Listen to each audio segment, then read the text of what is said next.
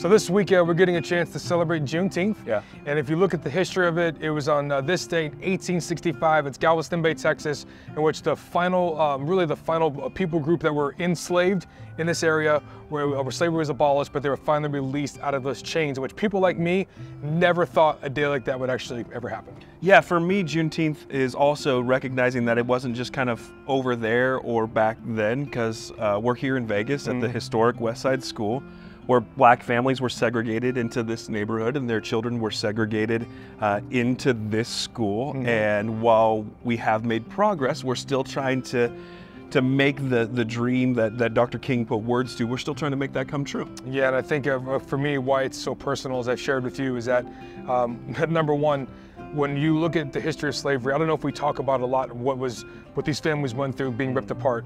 Husbands along with their wives, dads along with their daughters and sons, moms no longer able to raise up their kids, siblings split apart with just like the reality that they may never see one another again. But here we are now, all these years later, and their dream of being together and doing life together is now my reality. Yeah. And so my wife and I get the chance to raise these 3 beautiful girls. We get to raise them in a way that we get to express our faith, in which we love Jesus, and we get to raise them up in the church.